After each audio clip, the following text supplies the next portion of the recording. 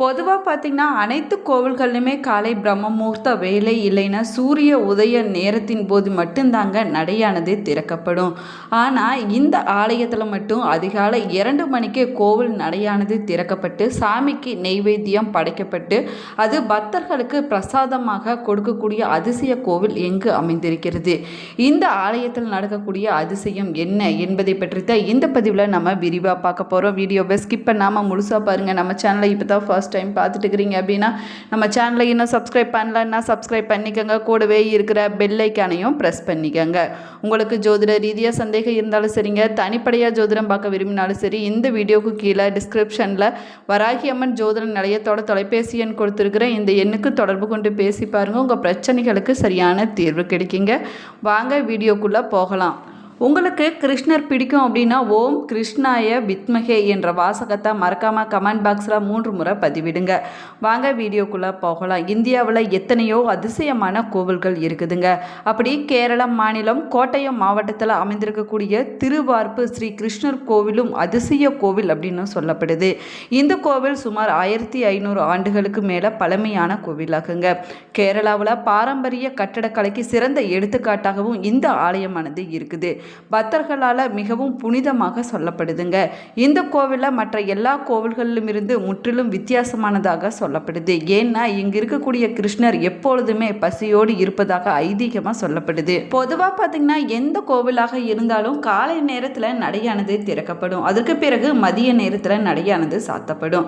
அதற்கு பிறகு மாலை நேரத்தில் நடை திறக்கப்பட்டு இரவு நேரத்தில் நடையானது சாத்தப்படும் அப்படிங்கிற கட்டுப்பாடுகளானது இருக்குங்க. ஆனால் திருவார்ப்பு கிருஷ்ணர் கோவிலில் மட்டும் அதற்கு முற்றிலும் மாறாக அமைந்திருக்குது. இந்த கோவில் அதிகாலை 2 மணிக்கே நடையானது திறக்கப்பட்டு கிருஷ்ணருக்கு நெய்வேத்தியம் பிரசாதமானது படைக்கப்படுது அப்படின்னு சொல்லப்படுதுங்க. இந்த கோவிலில் இருக்கக்கூடிய மூலவர் கிருஷ்ணர் பற்றி ஒரு விசேஷமான நம்பிக்கையானது இருக்குதுங்க. கம்சனை வதம் செய்த பிறகு உக்கிர நிலையில் இருந்த கிருஷ்ணரே இந்த கோவிலில் பிரதிஷ்டை செய்யப்பட்டதாகவும் அந்த உக்கிரத்தினால அவர் எப்பொழுதுமே பசியோடு இருப்பதாகவும் பக்தர்களால் சொல்லப்படுது. அதனால தான் எந்நேரமும் நெய்வேத்தியம் பிரசாதம் படைக்கப்பட்டு கொண்டே இருப்பதாகவும் எந்நேரமும் கோவில் நடை திறக்கப்படக்கூடிய வழிபாட்டு முறைகள் அமைந்திருப்பதாகவும் சொல்லப்படுதுங்க. கிருஷ்ணர் பசியோடு இருப்பதற்கு இன்னொரு புராண கதையும் சொல்லப்படுதுங்க. 12 ஆண்டுகள் வனவாச காலத்தின் போது வழிபடுவதற்காக தன்னுடைய உருவச்சிலையை பாண்டவர்களுக்கு கிருஷ்ணர் கொடுத்ததாக சொல்லப்படுவது. பாண்டவர்களும் தங்களுடைய வனவாச காலத்தில் முழுவதுமே அந்த சிலையை வைத்து வழிபட்டுட்டு வந்திருக்கிறாங்க. அவங்க வனவாசம் முடிந்து நாட்டிற்கு திரும்ப இருந்த நிலையில் அந்த பகுதியில் வாழ்ந்துட்டு வந்த மக்கள் அந்த கிருஷ்ணர் சிலையை தங்களுக்கு வழிபடுவதற்கு கொடுத்து விட்டு செல்லும்படி பாண்டவர்களிடம் கேட்டுக்கிறாங்க. பாண்டவர்களும் அந்த சிலையை அவர்களிடமே கொடுத்திருக்கிறாங்க. சிலையை பெற்றுக்கொண்ட சேர்த்தலை பகுதியைச் சேர்ந்த மக்கள் அதை ஒரு இடத்துல வைத்து வழிபட்டுட்டு வந்திருக்கிறாங்க. நாளடைவில் என்னாச்சுன்னு பார்த்தீங்கன்னா அவங்களால அந்த சிலையை வைத்து தொடர்ந்து வழிபட முடியாத சூழ்நிலையானது ஏற்பட்டிருக்குது. அதனால அந்த சிலையை எடுத்துட்டு போய் கடல்ல போட்டிருக்கிறாங்க. நீண்ட காலத்துக்கு பின்னாடியே முனிவர் ஒருவர் அந்த பகுதியில் வழியாக படகுல சென்று கொண்டிருக்கிறாரு. அப்பொழுது அந்த படகு ஒரு இடத்துல நகராமல் நின்றுக்குதுங்க. திடீரென கடல் நீரானது வற்றி இருக்குது. அப்பொழுது பார்த்தீங்கன்னா கிருஷ்ணர் சிலை ஒன்று அந்த முனிவருடைய கண்ணில் தென்பட்டிருக்குதுங்க. அந்த சிலையை எடுத்துக்கொண்டு முனிவர் மேற்கு திசையை நோக்கி புறப்பட்டிருக்கிறாரு. ஆனால் படகு மேற்கு திசையை நோக்கி போகாமல் கிழக்கு பகுதியை நோக்கி போக தொடங்கி இருக்குதுங்க. குன்னம் பள்ளிக்காரா வழியாக பயணம் செய்ய தொடங்கியிருக்குது. தற்போது ஆலயம் இருக்கக்கூடிய இடத்தை அடைஞ்சிருக்குதுங்க. படகுல இருந்து இறங்கிய முனிவர் அங்கு சிலை எதுவும் நிறுவப்படாமல் இருந்த கோவில் ஒன்றை பார்த்திருக்கிறாரு. அங்கு அந்த சிலையை நிறுவி வழிபடுவதற்காக மாற்றியிருக்கிறாரு அப்படின்னு ஆலய வரலாறுல சொல்லப்பட்டிருக்குதுங்க. இந்த ஆலயம் பார்த்தீங்கன்னா கடற்கரை பகுதியில் இருக்கக்கூடிய மீனாட்சி ஆற்றங்கரை பக்கத்தில் அமைஞ்சிருக்குதுங்க. இந்த ஆலயத்தில் கிருஷ்ணர் கருவறையில் 4 கைகளுடன் மேற்கு நோக்கி நின்ற கோலத்தில் அருள் பலிச்சிட்டு வராரு.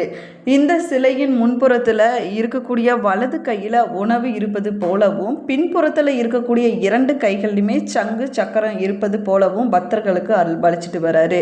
இந்த கோவில் வளாகத்தில் சிவபெருமான், பகவதி, கணபதி, சுப்பிரமணியர் மற்றும் யட்சி போன்றவர்களுக்கான சன்னதியும் அமைஞ்சிருக்குதுங்க. மேலுமே பார்த்தீங்கன்னா கம்சனை வதம் செய்த பிறகு மிகுந்த கோபத்தோடு அதிக பசியோடு இருந்த கிருஷ்ணர் தோட்டமாக இந்த சிலையானது காணப்படுதுங்க. அதனால தான் ஆலயத்தில் அதிகாலை நேரத்தில் மூலவருக்கு அபிஷேகம் முடிந்தவுடன் முதல்ல மூலவருடைய தலையை உயர்த்தி அவருடைய கோபத்தை குறைப்பாங்களாமாங்க.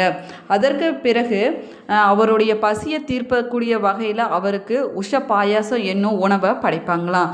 அதற்கு பிறகு உடல் பகுதி முழுவதும் உலர்த்தப்படுவதாக சொல்லப்படுதுங்க. இந்த கோவிலில் இருக்கக்கூடிய கிருஷ்ணர் பசியை தாங்க மாட்டார் அப்படின்னு சொல்லப்படுது. அதனால தான் அதிகாலை நேரத்திலேயே கோவில் நடையானது திறக்கப்படும் போது அர்ச்சகர் கோடாரி ஒன்றை கையில் வைத்து கொண்டே கோவில் நடைய திறப்பாராமாங்க. கோவில் பூட்டை திறக்க கொஞ்சம் தாமதமானால் கூட அவர் கையில் இருக்கக்கூடிய கோடாரியை கொண்டு கதவை உடனடியாக திறக்க அனுமதி அளிக்கப்பட்டிருப்பதாகவும் சொல்லப்படுது.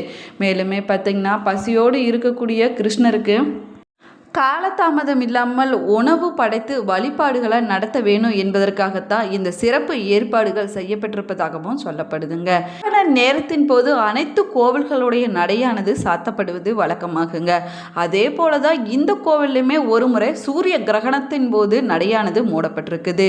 கிரகண காலம் முடிந்த பிறகு கதவை திறந்திருக்கிறாங்க. அப்பொழுது பார்த்தீங்கன்னா மூலவருடைய இடுப்பு பட்ட அவிழ்ந்து கீழே விழுந்திருக்குதுங்க. இதை பார்த்த அர்ச்சகர்களும் பக்தர்களும் அதிர்ச்சி அடைந்திருக்கிறாங்க. அப்போது அங்கு வந்த ஆதிசங்கரர் இங்க இருக்கக்கூடிய கிருஷ்ணர் ரொம்பவே பசியாக இருப்பதனால தான் இப்படி நடந்திருக்குது அப்படின்னு சொல்லியிருக்கிறாரு. இனி கிரகண வேளையிலும் கோவிலை அடைக்க வேணாம் அப்படின்னு சொல்லியிருக்கிறாரு. அவன்றிலிருந்து கிரகணத்தின் போது இந்த தலமானது மூடப்படுவது இல்லை அப்படின்னு சொல்லப்படுதுங்க. இந்த கோவிலுக்கு சென்று வழிபட்டு அங்கே கொடுக்கக்கூடிய பிரசாதத்தை வாங்கி சாப்பிடக்கூடிய பக்தர்களுக்கு அவர்களுடைய வாழ்நாளில் உணவிற்கு பஞ்சமே இருக்காது ஆமாங்க. இதற்காகவே இந்த கோவிலில் இரவு நேரத்தில் கோவில் நடை சாத்துவதற்கு முன்னாடி அர்ச்சகர் பார்த்திங்கன்னா இங்கே யாராவது பசியோடு இருக்கிறீங்களா என கேட்பதை வழக்கமாகவே வச்சிருக்கிறாங்க. இந்த ஆலயம் தினமும் அதிகாலை 2 மணி முதல் பகல் 1 மணி வரையிலும் மாலை 5 மணி முதல் இரவு 7:30 மணி வரையிலும் பக்தர்கள் தரிசனம் செய்வதற்காக திறந்திருக்கும் அப்படின்னும் சொல்லப்படுதுங்க. கேரளாவில் அதிகாலை 2 மணிக்கு திறக்கக்கூடிய ஒரே ஆலயம் இந்த ஆலயம் தான் அப்படின்னும் சொல்லப்படுது. இந்த ஆலயம் எங்கே அமைஞ்சிருக்குது அப்படின்னு பார்த்தீங்கன்னா கேரள மாநிலம் கோட்டயம் நகரிலிருந்து வடமேற்கு 7 கிலோமீட்டர் தொலைவில் அமைந்திருக்கும் திருவார்ப்பு என்னும் இடத்துல இந்த ஆலயமானது அமைஞ்சிருக்குதுங்க. கோட்டயத்திலிருந்து அதிகமான பேருந்து வசதிகளானது செய்யப்பட்டிருக்குது. வாசுதேவருக்கும் தேவகிக்கும் 8வது மகனாக கிருஷ்ணர் அவதாரம் எடுத்திருக்கிறாருங்க.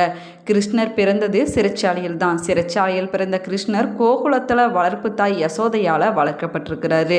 தன்னுடைய தாய் மாமன் கம்சனை வதம் செய்த பிறகு துவாரகையில் அரசாட்சியும் செஞ்சிருக்கிறாரு. பாரத போரில் பாண்டவர்களுக்கு உறுதுணையாக இருந்து போர்க்களத்தில் அர்ஜுனனுக்கு தேரோட்டியாக வந்தவரும் கிருஷ்ணர் தாங்க.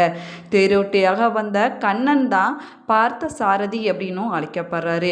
தேரோட்டியாக வந்த கண்ணன் அர்ஜுனனுக்கு உபதேசித்த அறிவுரைகள் தான் இந்து மக்களின் புனித நூலான பகவத்கீதையாக சொல்லப்படுது.